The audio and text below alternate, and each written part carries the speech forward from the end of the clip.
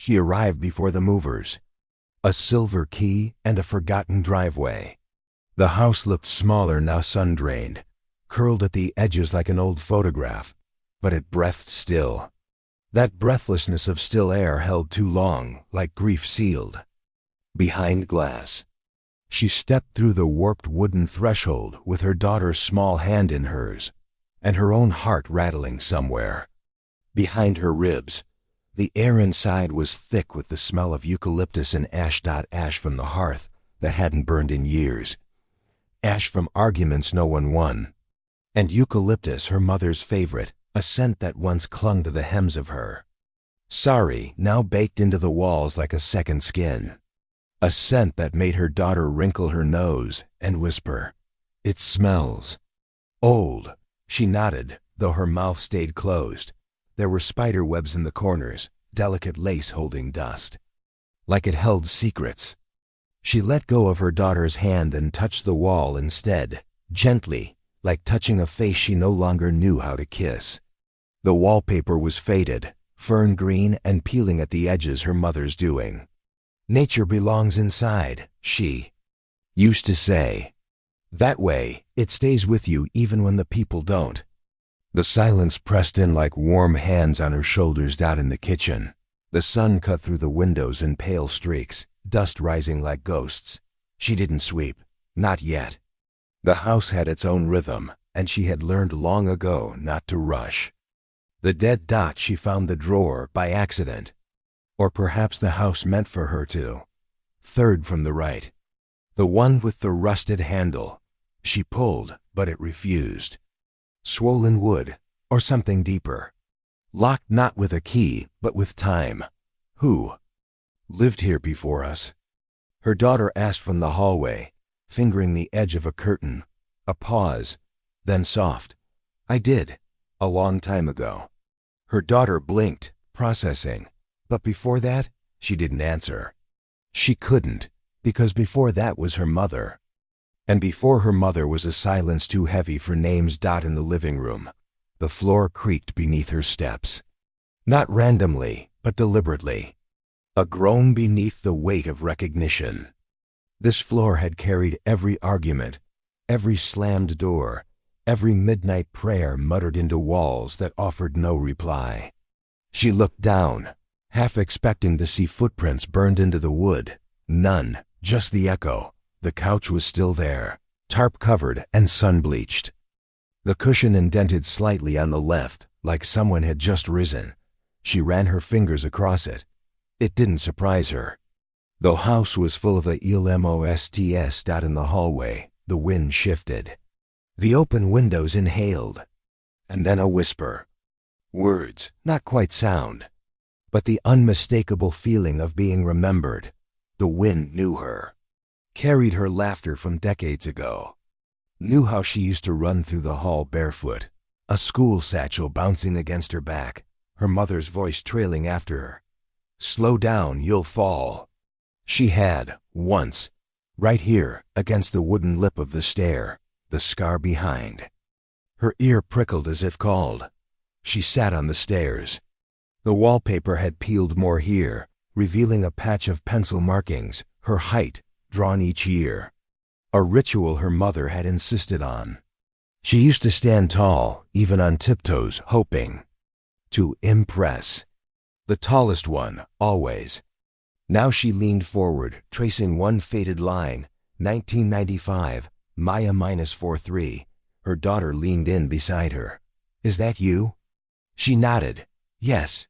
You were smaller than me. Yes, but you grew up. A silence then. Some parts. The wind carried a thump from upstairs. The sound of a door closing where none had been opened. She stood. Her daughter followed. Upstairs, the bedroom smelled different. Dust, certainly. But something beneath. Lavender, bleach, perfume and panic. Her mother's bedroom door creaked open with effort. The bed was stripped, mattress bare. The windows fogged despite the summer heat. A photograph sat turned down on the knitstand, frame cracked at the corner. She picked it up. Her mother's wedding photo. Still smiling, still stubborn, still alone. She turned it over. A note, faded in blue ink. For when she forgets. No name, no date. The sound came again, the drawer downstairs. A soft shift, like a breath being taken. Back in the kitchen, the drawer slid open on its own. Just an inch, inside, a rusted lipstick tube. A grocery receipt from 2003. A small bundle wrapped in newspaper, yellowed and damp. She unwrapped it. A child's bracelet, cheap plastic beads, white and red. She remembered losing it. She had cried for hours, blamed her mother, accused her of throwing it out during one of her Sunday cleanings. Her mother had said nothing, only handed her a mango slice, sweet and cold. "You'll forget," she had murmured. She hadn't. Not entirely. The bracelet glowed in her hand now, like a wound reopening. Her daughter tugged at her sleeve. "Why did you leave this place?" She looked at her. At the girl's wide, waiting eyes. The same color as her mother's, though her mother had always said they came from her father. That man who once stood in this same kitchen, throwing a cup hard enough to shatter against the sink. "Don't make me remember for you," he had said, venom sweet. She didn't answer the girl. Not directly. Instead, she closed the drawer, slow and steady, pressing it shut with both hands as if tucking something in. Then she turned, wiped her fingers on her jeans, and walked out onto the back porch. The sky had darkened. Not night, but a kind of turning. The in-between moment, cicadas just beginning their chant. Leaves rustling without cause. The garden had grown wild. Vines had claimed the trellis. The swing was rusted through. But the tree still stood. The one her mother had planted. The year she was born. It tilted now, bent and bone-tired, but upright. Like her mother in those last hospital days. Refusing to be moved, she stepped barefoot into the grass. Her daughter stayed on the porch, watching. The wind kissed her ankle, then her thigh. She reached the tree and leaned against it. Beneath her palm, the bark was cracked, but still warm. She closed her eyes. The wind whispered something again. This time it sounded like forgiveness, not from her mother. Not from the house, from herself. And when she turned back toward the porch, her daughter had gone inside, leaving the door wide open, letting the sound return to where it belonged. The attic smelled like paper, and endings. Dust hung in the air, like suspended breath, catching the beam of her flashlight with the quiet reverence of snowfall. Each step up the narrow stairs had creaked like a warning, but she ignored it. She told herself she was looking for the old Christmas boxes. The ones with bent tinsel and handprint ornaments. But her hand knew its own way, past the labeled bins, past the rusted lamp, toward the cedar trunk tucked beneath the low eaves, the one no one had opened since her mother died. She crouched slowly, knees whispering protest, and ran her fingers along the lid. The wood felt softer than she remembered, like it had absorbed every secret it held. Her wedding ring tapped lightly against the latch, 3 soft knocks, like a child asking to come in. She opened it. The blue dress lay on top, folded with a care she didn't remember giving it. Satin faded to powder. Lace gone yellow at the hem. Her breath caught. It was hers, but smaller. Not the one she wore to the rehearsal dinner, or the one from the graduation photo her father never framed. This was older, lighter, from the summer of 17. The one with the lake. She held it up. It fluttered in the attic light like a slow wave goodbye. There were still grass stains near the hem, and a tear in the shoulder seam where someone's fingers had clutched too tightly. She should have thrown it away years ago. Instead, she folded it again, more carefully this time, and placed it in her lap. A soft sound, like a sigh, escaped the trunk. Beneath the dress, a book, its leather cracked and spine-worn. Her mother's poetry journal. She hadn't known it was kept. The pages stuck together like memories too long pressed shut. She turned to the middle, more from gravity than choice, and a photograph slipped out. It landed face down. She didn't reach for it. Not at first. The attic seemed to still. Even the dust paused. Thought her hands moved anyway. She flipped the photo and looked into the face she had taught herself to forget. He was smiling. Not the way he had at the end, not with the hollow curve he gave the courtroom cameras, or the way he smirked the day she walked away. This smile was earlier, softer, the kind only seen through the lens of someone who once believed him. Behind him, the lake, blurred, eternal. And in the corner, a blue dress, half in frame, half in flight. Her thumb trembled on the edge of the image. She did not cry. The attic light flickered. Once, then again. She tucked the photo into the dress's fold, sealing it between memory and fabric. She would throw it out, later, after dinner, after dishes, after her daughter was asleep and her husband was reading the news with one foot tapping under the table. After she remembered how to lie to herself again. The floor groaned. Beneath her, she stood and brushed the dust from her knees. The journal she left open on purpose or not. A page of Rumi, or maybe something her mother wrote and never signed. The ink bled where tears had fallen, long before hers. She stepped down slowly. The attic door whispered shut behind her, though. No wind stirred. Downstairs, the house looked the same. Yellow light from the kitchen. The sound of a spoon against a ceramic bowl. Her husband at the sink, sleeves rolled up, wedding band catching the light. He glanced over his shoulder. Find the Christmas stuff? She nodded. Some of it. He smiled. Your mom kept everything. She said nothing. The photo pressed against her ribs like confession. His eyes lingered. You okay? She smiled. It felt borrowed. Yeah, just dust. He went back to rinsing. The faucet ran too long. She watched the water swirl, clear then cloudy.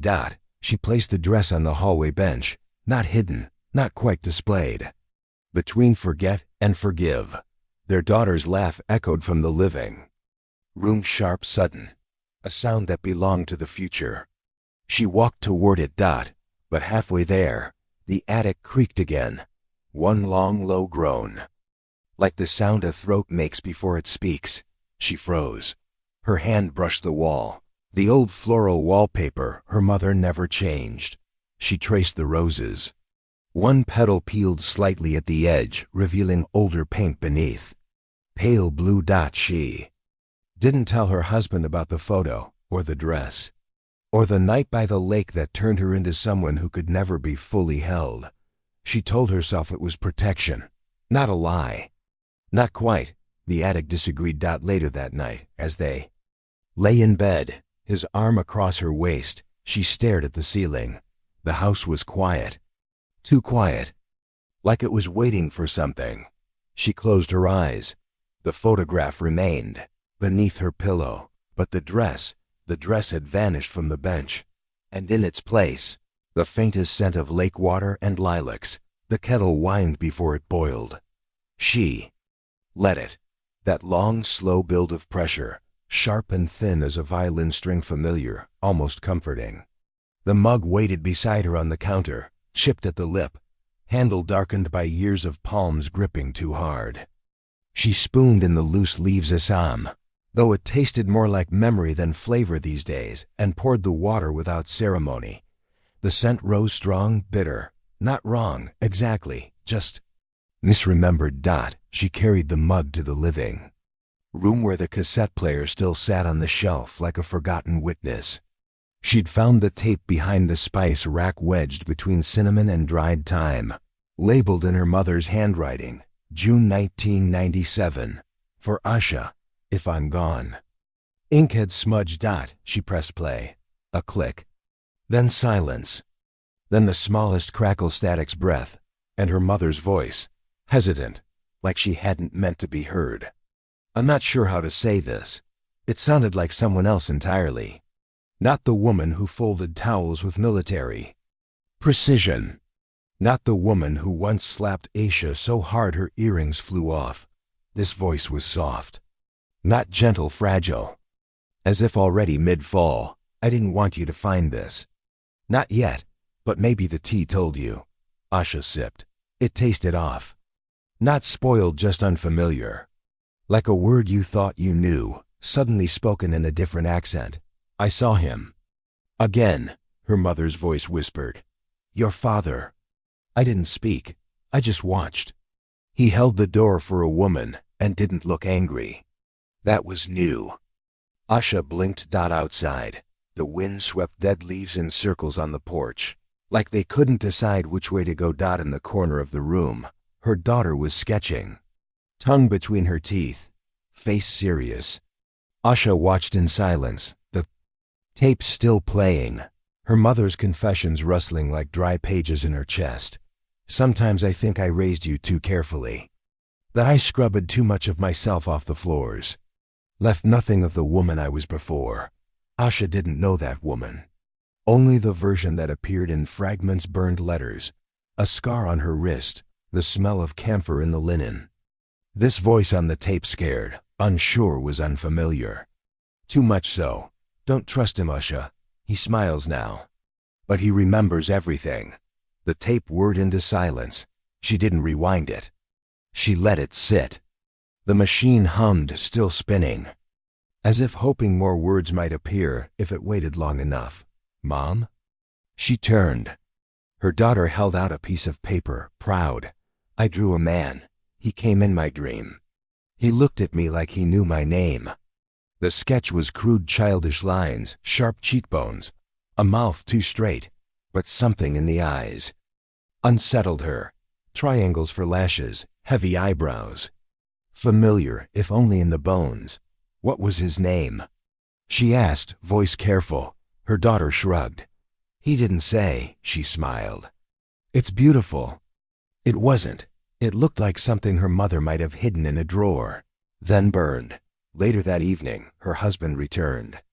Keys jingling, his smile too wide.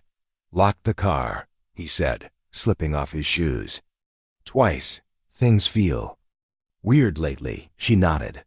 The cassette tape was back in the drawer, under the tea towels. She hadn't told him.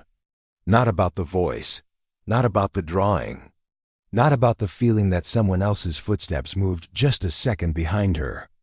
That night, while he showered, she stood at the kitchen window, staring at the backyard. A light flickered by the fence, a motion sensor, probably, or a memory trying to break through. She brewed more tea. This time, she let the leaves steep too long. It turned dark, bitter, almost medicinal. She remembered how her mother used to read. The dregs at the bottom, holding the cup close, turning it slowly in her hands like a map. The leaves never lie, she'd say, but they do hide things. Asha looked down. Her own cup had settled. The shape inside resembled a boat. No an eye or a scar. The next morning, the drawing was gone.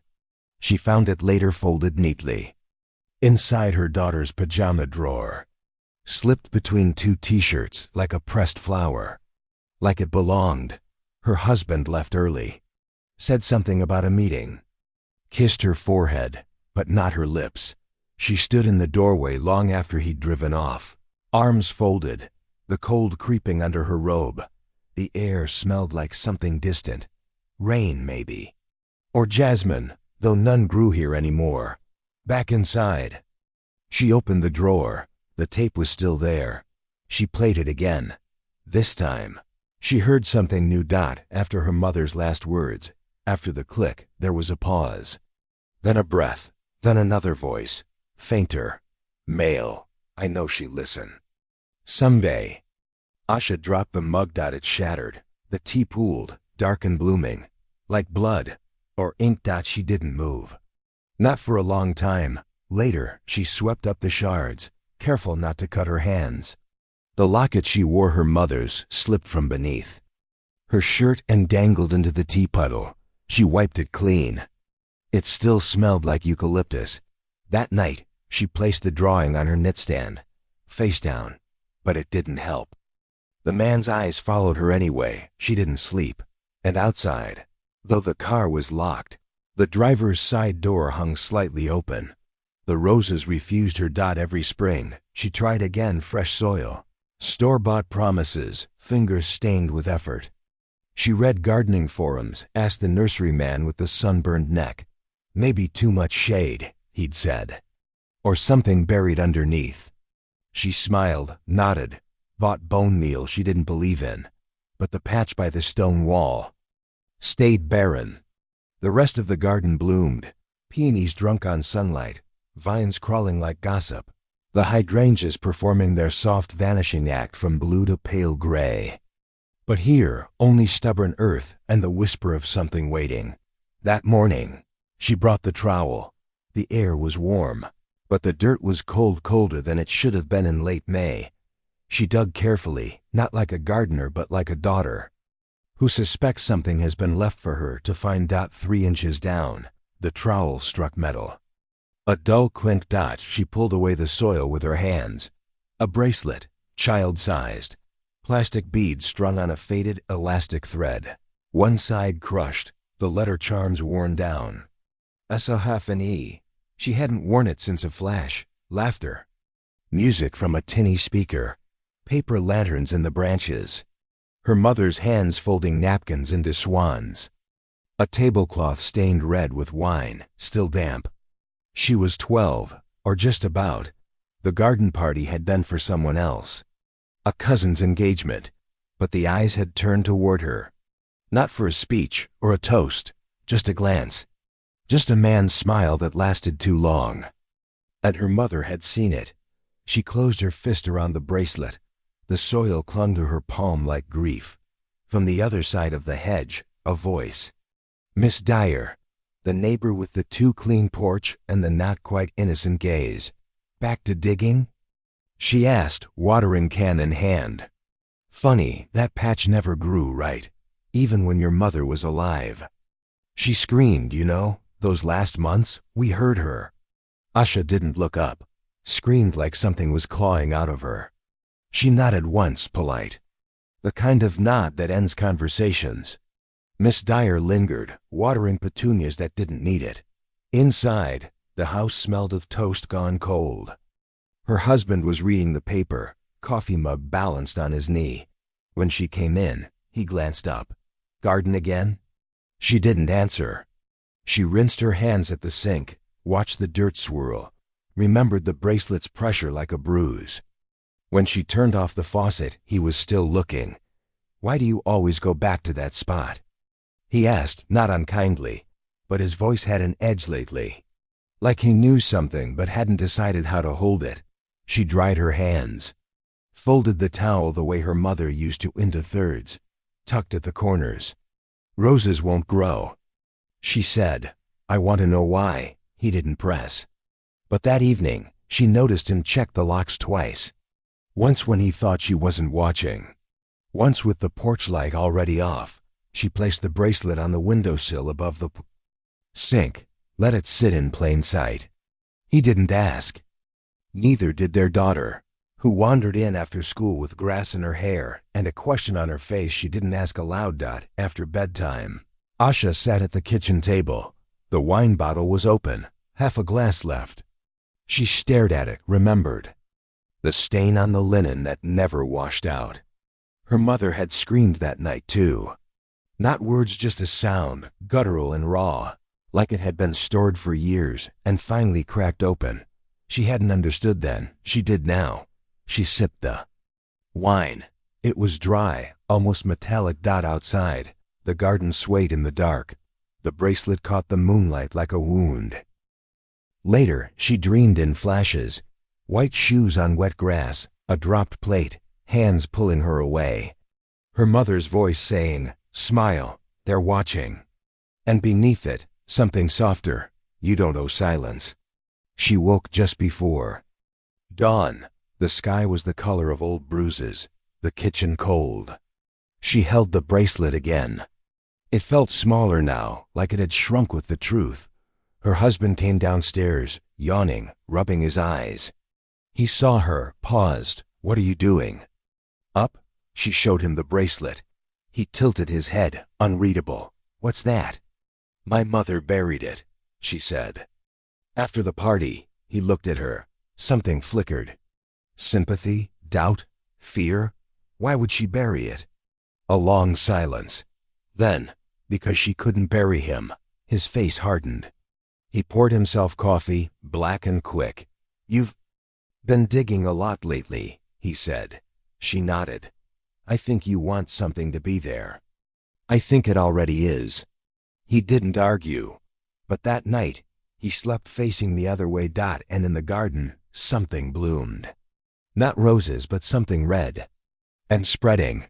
The house was quieter than usual, but not in a peaceful way. It was the kind of quiet that followed after a question.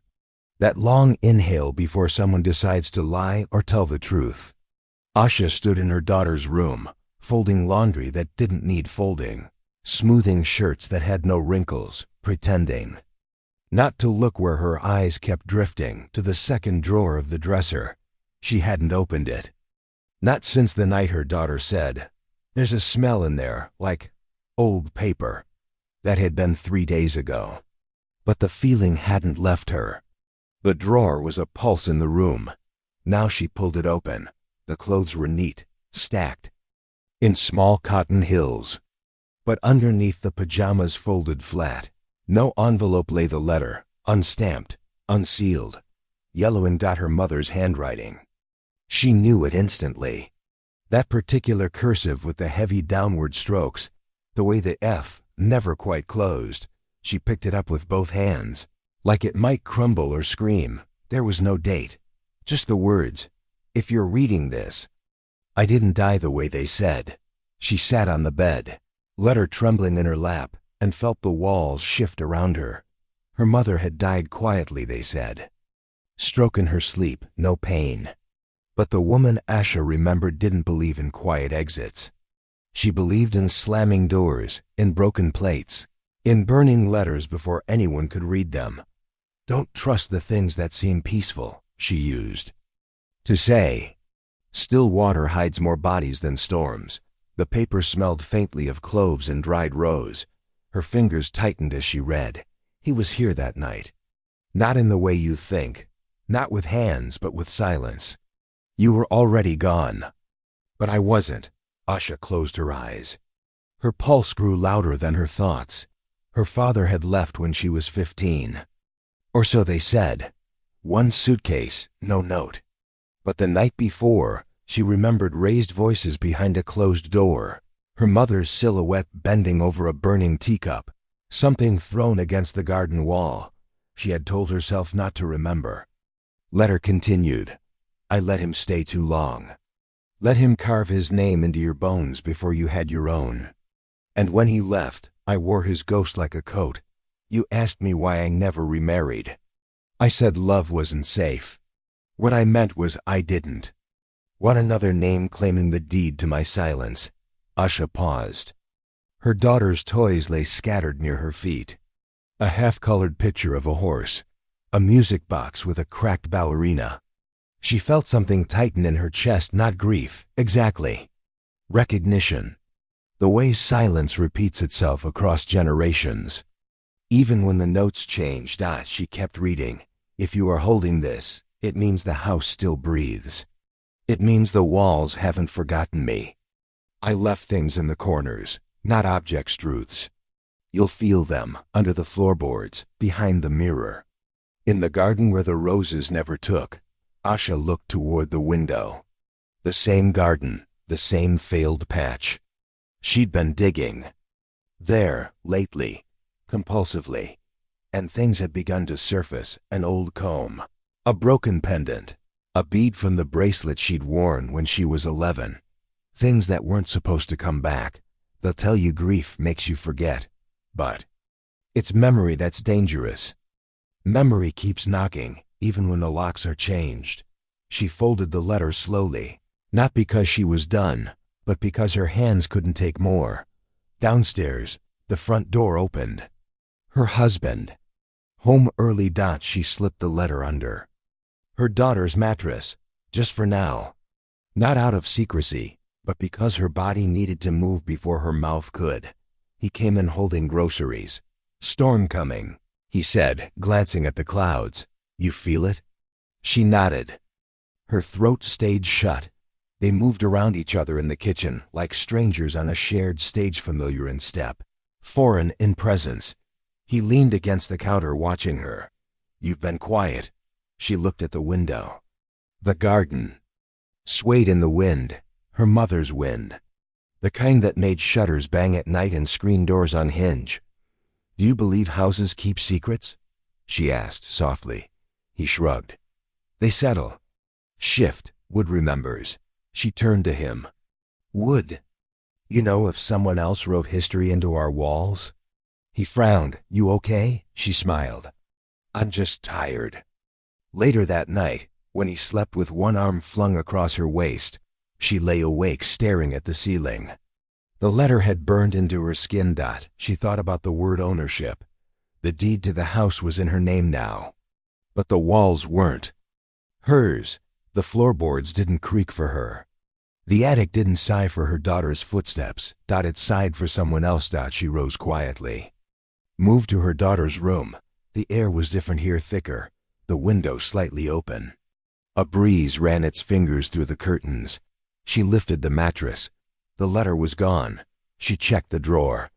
Empty. She turned slowly, heart climbing into her throat. On the dresser, in her daughter's scrawl, "Grandma says some letters aren't meant to be mailed." Just remembered. The handwriting was too neat for her daughter. Too deliberate. Too adult. Asha sat on the floor, knees to her chest. Outside, the garden stirred. And in the hall mirror, her father's reflection was smiling. But he wasn't in the room. At first, it was just a dream. A hallway where there should have been a wall.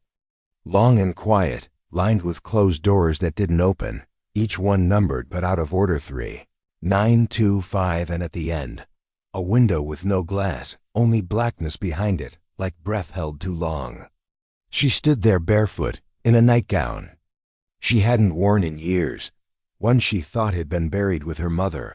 The floor creaked, but her body didn't move. Something behind one of the doors was waiting. Or remembering. She woke before it reached her, but the silence in the room felt different. Not empty, inhabited. Her husband's side of the bed was cold. The window was closed, the radiator silent, and yet the mirror across the room had fogged.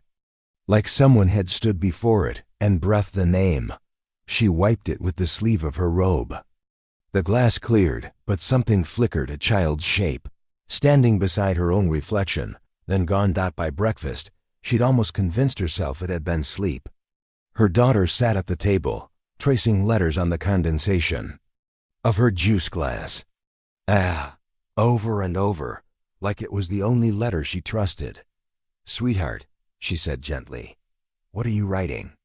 Her daughter didn't look up, just pressed her finger harder, repeating the motion. Later, while putting away laundry, she noticed the hallway. A hallway that hadn't been there.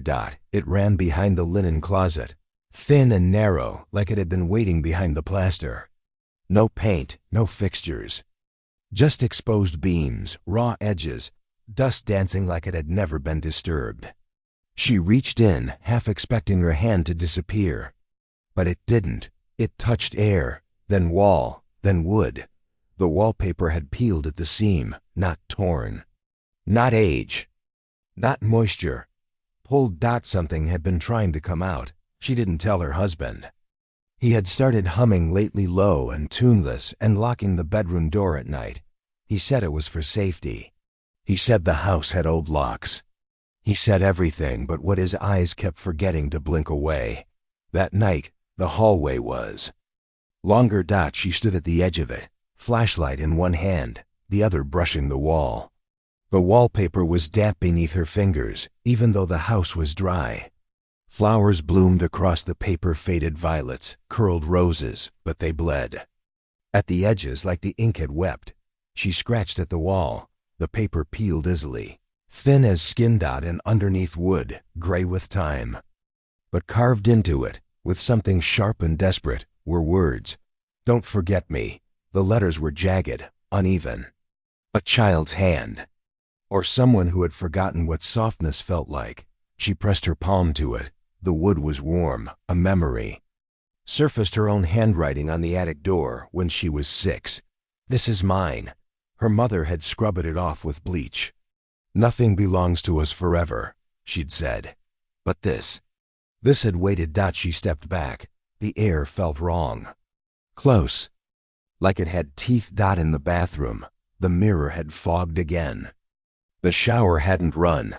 The window was open. Still, the glass held the imprint of a small hand. Fingers spread, just beneath the surface, as if the mirror had remembered someone her mind had forgotten. She turned on the faucet just to hear sound that obeyed her. The next morning, her daughter wouldn't speak. She tried. You could see it in the way her lips moved, as if rehearsing inside her mouth. But no sound came. At first, they thought it was a game, then a mood, then a phase. But when she held her daughter in her lap, whispering stories into her ear, the little girl took her hand, guided it gently to her throat, and tapped twice. 2 knocks. Like the sound behind the hallway wall. That night, her husband drank wine in the garage. She heard the bottle against concrete. He hadn't joined them for dinner. Said he was working on the fuse box. But the lights hadn't flickered once.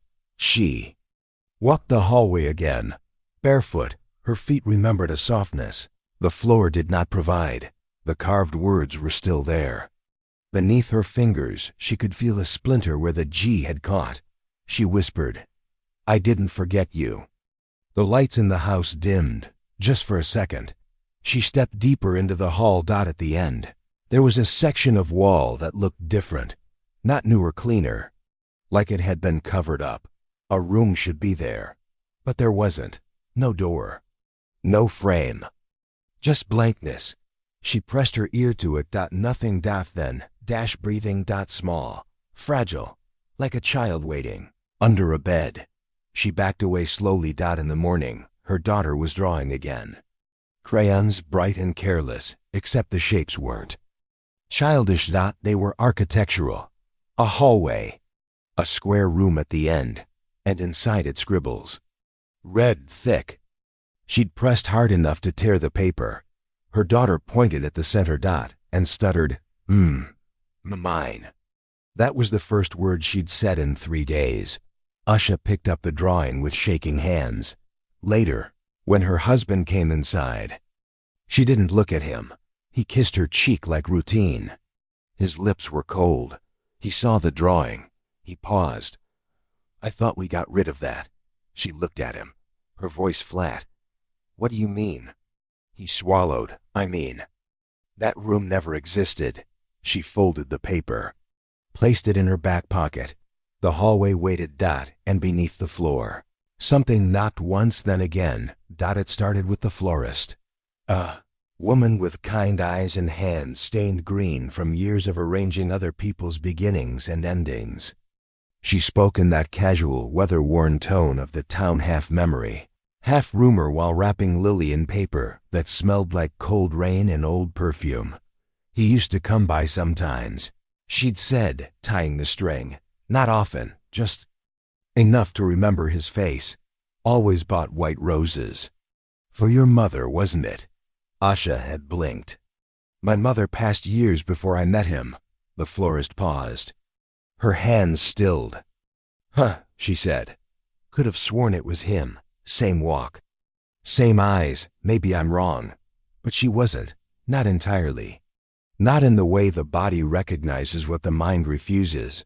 Asha carried the flowers home like a question.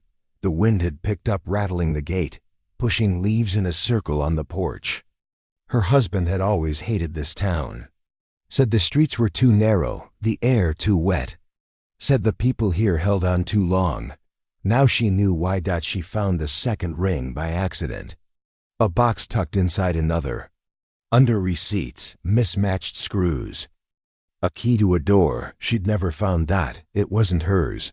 Wider, thicker, no engraving inside. No dust either.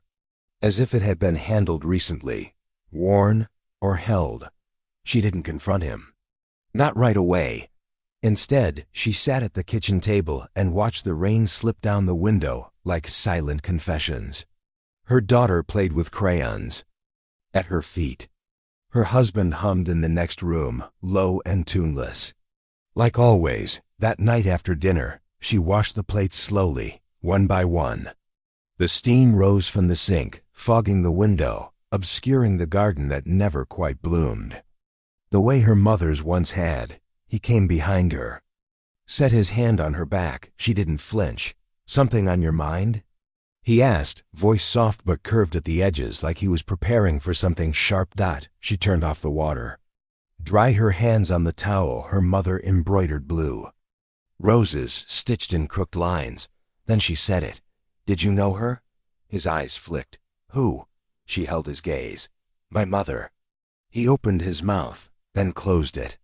A long breath. The kind that came before a version of the truth. "I met her once. A long time ago. Before you." She nodded. "White roses?" He said nothing. She took the ring from her pocket. Set it on the counter. The metal clicked softly, like a whisper. With teeth, he stared at it. "It wasn't what you think," he said. She waited. He picked up the ring. Rolled it between his fingers. "Her name wasn't Margaret, back then. She went by Elise. She didn't tell me about you." Usha said nothing, not yet. The silence between them expanded, like a room with too many corners. She was beautiful. And sad, like she was always somewhere else. His voice had shifted softer, distant. "I didn't know what I was doing. I was young. She was older, married. I left." He placed the ring back down, carefully, like it might accuse him. "She sent me a letter once. Said she forgave me. Said you were strong, that you didn't need anyone." Asha looked down. Her fingers had curled into her palms. The rain had stopped. "Didn't come back for her," he said. "I came back for work. And then I met you, and it felt like starting over." She didn't ask why he never told her. She didn't ask if he'd been in love or if he'd lied to marry her. Those questions had already asked themselves 100 times behind her ribs. Instead, she walked to the drawer and pulled out the old locket, her mother's, the one with the broken clasp. Inside, a photo of her as a child, and beside it, half torn, a man's chin and collar. She had never known who he was. Her mother never said. She handed him the locket. He opened it. And froze. Usha watched his hands. How they trembled just slightly, enough to answer. "I see," she said. He closed the locket. "I didn't know," he whispered. "I swear." She believed him, but belief didn't close the space between betrayal and consequence. That night, they didn't speak in bed.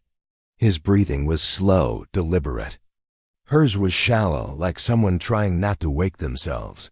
The next morning, he made her tea the way she liked, too much honey, no lemon. She didn't drink it. Instead, she walked to the garden.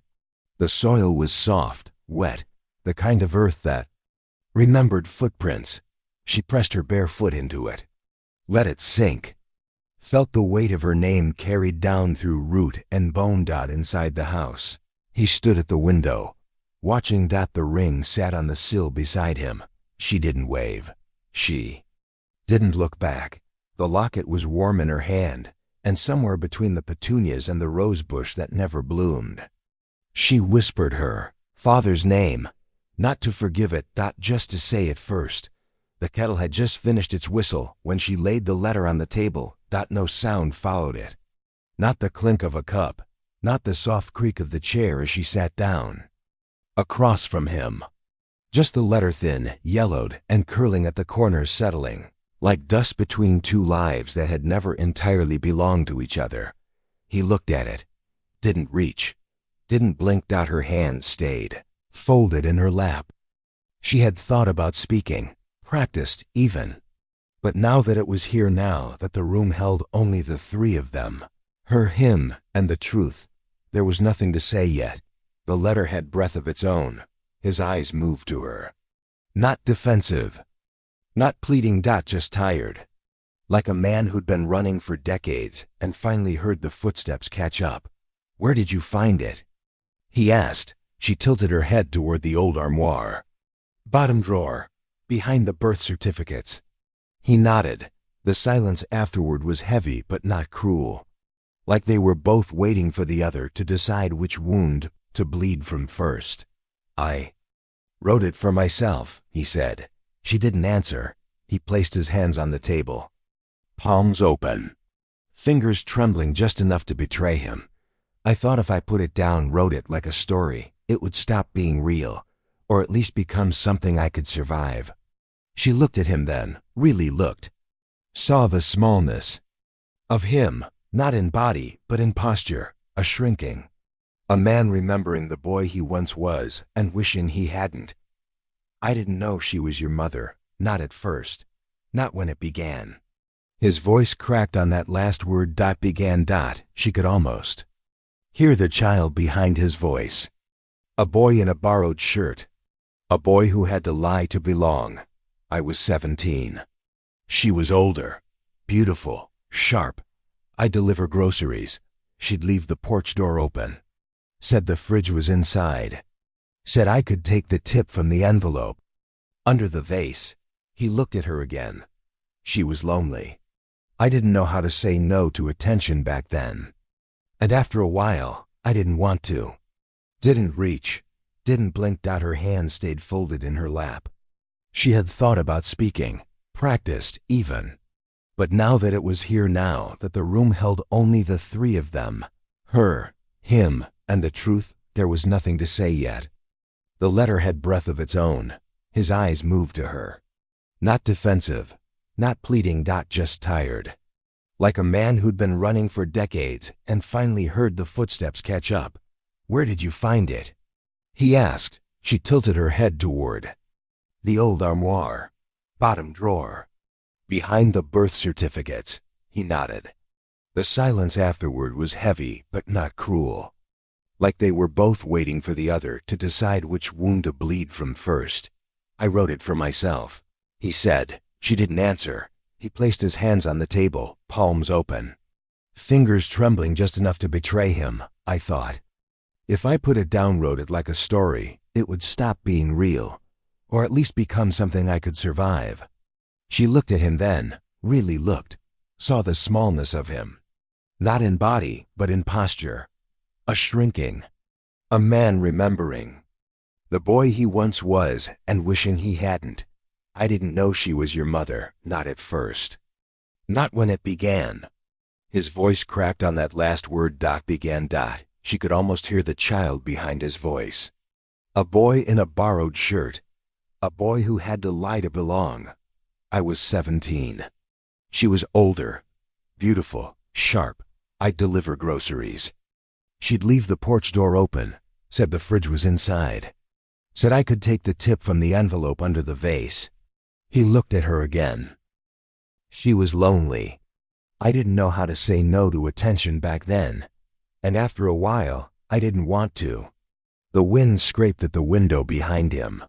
The branches outside tapped the glass like they too were listening. She told me she'd never had a son. That if she had, he'd look like me. Asha's throat clenched. But she didn't move. The letter sat between them like a lit match on dry grass. I left town for a while. She sent letters. One was torn at the corner. Inside it, a baby's hospital tag. He looked down. His mouth shook, but he held it still. I never knew what happened to the baby, or if it was real. When I came back, she was gone. No forwarding address, just silence, so I buried it. That whole part, I never meant to find you. Asha's hands remained in her lap, still. And when I did, he said, voice thin, I told myself it couldn't be. You didn't look like her. You had none of her sharpness. You were soft, safe.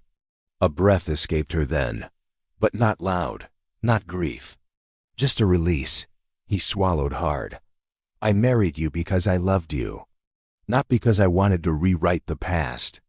She studied his face, the way the skin beneath his eyes had thinned in recent years, the way he held himself like someone bracing for glass to shatter. It occurred to her that she had never really known the shape of his fear until now. Why didn't you tell me? She asked. I didn't want it to be true. Her eyes fell to the letter again. The ink had faded in places, smudged as though handled too many times by a man trying to fold his shame into something smaller. You wrote, "If she ever finds this, I'll lose her." I meant it. She nodded. They said in the silence that followed, wrapped in the kind of quiet that only comes after thunder. A stillness that wasn't peace, but the breath between storms. Her voice came slowly. "I thought I lost my mother years ago, but it was you who took her first." He looked like she'd hit him, but gently. "I didn't mean to. I know." She rose, walked to the sink, poured the kettle water down the drain. The steam rose like a ghost and vanished. Behind her, he didn't move. She spoke again. She used to say the wind carried everything, prayers, curses, names, said nothing stayed buried. A pause. "It's been louder lately." He nodded, didn't lift his eyes. She turned, looked at the man she married, and the boy behind him, and the echo between them. "I'm not going to scream," she said. "Not tonight." He breathed once, shallow, because for the first time, she whispered, "The wind is quiet." And it was. The cereal turned soft in the bowl.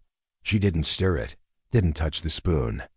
Just sat at the kitchen table, legs swinging gently beneath the chair, eyes fixed on a point somewhere beyond the steam curling from her untouched milk. The light came in through the blinds, striped and thin. Dust floated like ash. The clock ticked too loudly. It had always ticked like that, but only now did it feel like accusation. Asha watched her daughter in silence. This was the fourth morning. She hadn't spoken. No humming, no questions, no colors pressed to paper. Only this stillness, this gentle retreat into something quieter than sadness. She thought, for a moment, to reach out, brush her daughter's hair behind her ear like she used to. But her hand paused halfway and fell back to her lap. The markers were still scattered on the living room rug, caps lost, tips dried out. They'd been left there days ago when the drawings stopped. Her daughter used to draw everything: dreams, nightmares, the cat next door, a floating sun with uneven eyelashes. Then nothing. Not even scribbles. And silence, Asha knew, was not emptiness. It was memory learning how to hide. She picked up the bowl, the cereal now mush, and poured it down the drain. Her daughter didn't move, didn't blink. Just sat there as if waiting for someone else to unfreeze the day. Her husband had already left. Or maybe slipped away. That's how it felt now. Not departures, just disappearances. He didn't slam doors anymore. Didn't offer explanations. Just a trail of empty mugs and vanishing presents. She noticed it last week. The way he spoke softer when her daughter was near. Too soft, like she might crack. And her daughter, the way she flinched when he said her name. Not visibly.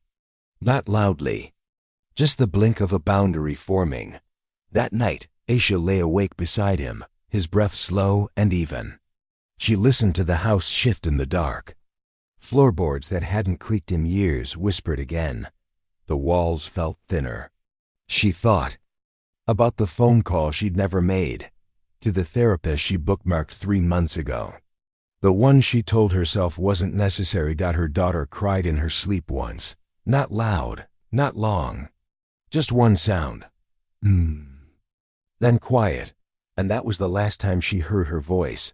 Until the drawing appeared. It was left on the table the next morning. A single sheet of paper, folded in half like a secret too heavy for a full reveal. She opened it slowly, like it might bleed. Crayon lines. Blue for the house. Red down the middle, like a crack. On the left side, a small figure. Curly hair, a green dress. Her daughter. Beside her, a taller figure, holding a hand. No face, just the suggestion of presence. Asha knew it was her. On the right side, a man walking away. A suitcase. A broken sun in the sky above him. Jagged, as if someone had tried to erase it, then stopped. And at the bottom, just 3 words. It's Okay, Mama. The K in okay was backwards, the A too big. But the meaning was clear. Shattering in the way only mercy could be. She traced the line down the center with her finger. The red was pressed so hard the crayon had nearly torn. The paper. Her daughter had drawn the split gently. But she had drawn it true. Later that day, Asha opened the drawer beneath the old recipe books. Inside, the envelope, legal size, cream-colored, no logo, just weight. She pulled out the papers. The line for her signature was blank. She sat with them in her lap for a long time. The television hummed in the background, news she didn't hear, voices she didn't trust. The wind brushed the glass like a fingertip. She remembered when he had slipped the first ring onto her finger. How he whispered her name like it was a promise and not a permission. How back then she thought love was a room that expanded to hold everything. She hadn't yet learned that some doors lock quietly, that some hands bruise without lifting. She signed her name in ink that didn't tremble, not because she wasn't afraid, but because she finally was. She walked into her daughter's room, found her sitting cross-legged, surrounded by dolls. None of them spoke either. A little kingdom of silence. Asha knelt. I signed the papers, she said. He's leaving. Her daughter didn't reply, but she blinked. Slowly, like something behind her eyes was loosening its grip. Asha reached out, gently, and placed the folded drawing back in her lap. Thank you, she whispered. You were the only one brave enough to say it. That night, the house exhaled. No wind against the windows. No footsteps where there should be none. Just quiet. And in the morning, her daughter drew a sun with both hands. One yellow, one orange. The split had gone. The house had stopped creaking. It didn't groan under footsteps anymore, or sigh through the vents like it once had, like it was trying to warn her of something. Now it simply stood, still and watching. As she moved through it with a hammer in one hand and a silent kind of determination in the other, there was no music playing. Just the quiet rhythm of nails meeting wood, of brushes dragging color across faded walls, of something unspoken being slowly sanded down. She started with the kitchen, not because it needed it most, but because that's where the shouting had echoed longest. The cabinets had always held more than dishes. Some still carried the ghost of slammed doors, of arguments hushed too late, of a child's breath caught mid-sentence. She painted them sage green, the kind of green that reminded her of rain-soaked leaves and the color her mother used to wear when she was happy. Each nail she drove into the wall was a small prayer. Let it hold. Let this time be different. Her daughter helped in her own quiet way, passing brushes, pointing at paint swatches, sometimes simply sitting with her back to the wall, sketching shadows that no longer scared her. In the evenings, they sat in the backyard together, not speaking much, just watching the light shift on the garden that had finally started to bloom. Asha had planted lavender this time, something soft, something that didn't demand too much. The attic came last. She had avoided it for months. Even after everything, after the divorce papers, after the drawer, after the wind went still, she couldn't quite bring herself to open the trapdoor.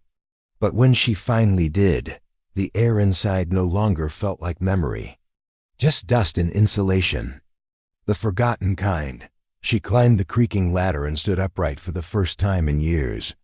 It smelled like old cedar and something faintly sweet, maybe the last perfume bottle her mother had hidden up there, the one she never used in front of anyone.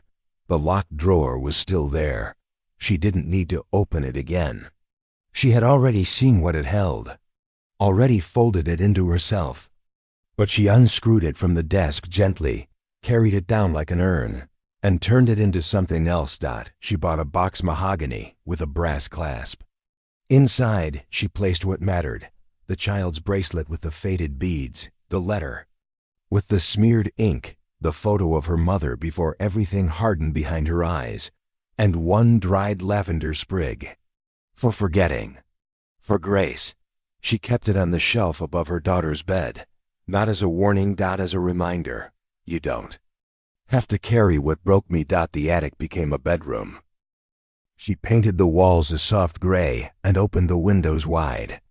Let the sun pour in without asking permission. She lined the floor with old rugs, mismatched and worn, each one a piece of something salvaged.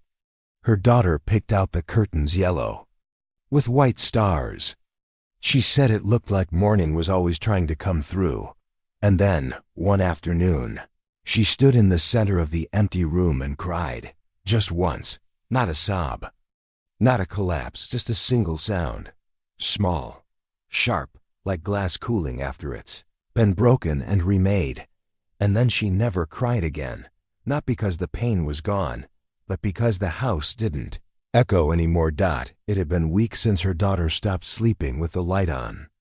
She spoke more now, still softly, still with the caution of someone who had learned to measure the weight of each word. But she laughed, real laughter. That bright, feral kind that bubbled up without permission. Asha heard it in the garden one morning, the unmistakable sound of joy cracking open. She peeked through the window. Her daughter was chasing butterflies, laughing in circles, arms outstretched, hair tangled in sunlight. Asha didn't go out right away. She just watched. There was dirt under her fingernails, paint smudged along her wrist. Her back ached from lifting too much alone. But she felt whole. Not untouched, never that, but whole in a way she didn't think she'd ever be again. She went to the kitchen, made tea, chose her mother's old mug chipped at the rim, lipstick faded on the porcelain edge. She wiped it clean and poured the water slow. Sat by the window, watching the wind move through the trees. It had rained last night. But today the sky was clear. She thought of all the storms they had survived. The ones that cracked windows and the ones that cracked silence. She remembered how the rain used to sound inside these walls like fists, like apologies, like truth forcing its way in. And now, it was different. It fell softer. Or maybe she had changed, because rain doesn't fall the same way twice. Not after the house has learned to listen. Not after the garden has bloomed. Not after a mother has chosen the child, and the child has chosen light. The drawer stayed open, now. Not wide, not demanding. Just open enough to breathe. Enough to remind them it was never really the drawer that held the weight. It was the silence wrapped around it. It had been 12 years since she touched it last. Since the paper inside felt thin enough to tear with a sigh. Since her mother's handwriting lived there like a ghost refusing to be exorcised. The locket, the letter, the bracelet, the broken drawing. All of it still there, but softer now. Like things that had forgiven themselves. The house had changed, though it hadn't grown. Just deepened. The walls no longer whispered. They listened. The floors didn't creak at night unless it rained, and even then, it was only in certain corners, like the house still remembered grief but had stopped performing it. Paint had peeled and been replaced. Pictures hung in new frames. The wind still visited, but now it came through open windows instead of locked ones. Asha sat in the living room, her tea cooling beside her, and watched dust dance in a shaft of golden light across the floorboards. She didn't sweep it. Some things didn't need to be wiped away to be respected. She ran her finger along the lip of the old memory box and smiled. Not because she felt joy, but because she didn't feel afraid. Upstairs, her daughter was reading aloud. The attic had become hers the year she turned 16. Not because Asha gave it to her, but because the girl claimed it. Took it without asking, like daughters sometimes do with pain, and made it hers, painted the beams lavender, tacked poems to the slanted ceiling. Hung a cracked mirror in the corner where it caught just enough morning light to believe in transformation. Asha had never been brave enough to write. Not then, but her daughter was. She paused now, hearing her voice drift down the staircase, soft and sure. She didn't leave us, the girl read. She stayed in the wind, waiting to be heard. Then nothing. Just the sound of a page turning. Asha closed her eyes. The air in the room changed. It wasn't dramatic. Just a pressure lifting, a corner of sorrow folding in on itself. Something about hearing it, those words, unprompted, spoke to a part of her she'd locked tighter than the drawer. Not because she wanted to forget, but because she never thought it could be named. The girl hadn't asked if it was about her grandmother, hadn't looked for approval. She simply wrote it. Let it exist. Let it be read aloud like it belonged. To the world and not just to the scar tissue of memory. That's how healing happens, not with ceremony, but with repetition. With the gentle work of ordinary days, with breath, with presence, with a voice that doesn't stutter when speaking of what used to hurt. The tea had gone cold, but she didn't mind. She walked through the house slowly, the way one moves through places that know too much. Paused at the hallway mirror, the one she'd nearly smashed once, years ago, when it showed her what she didn't want to see, a mother she didn't recognize. Now it showed lines beneath her eyes, strands of silver along her temple. She touched them like forgiveness. The garden outside had changed, too, wild but not messy. Lavender still thrived in the corners. The roses finally bloomed after all those years of stubborn silence. She used to think nothing would grow here again, that the soil had swallowed too many secrets. But time was a strange kind of gardener. It knew how to till pain into bloom. She stepped outside barefoot. The porch boards, warm beneath her. Her daughter was on the swing now, journal resting on her lap, head tilted to the sky like she was listening to something the world had forgotten how to say. You're early, the girl called. I'm always early now, Asha replied. Her daughter smiled. Read it? Asha shook her head. Heard it. The girl nodded. Good. They didn't speak again for a while. The wind stirred. Not loud, not warning, just movement. A whisper across the lavender, a rustle through the grass. Somewhere down the street, a dog barked once and fell quiet. Asha turned her face upward. Watched the clouds drift. Felt the sky breathing, and somewhere in the wind, her mother's voice didn't speak, but it didn't need to. It had already been heard. That had already been answered. Inside. The drawer stayed open, and nothing in the house pulled it shut.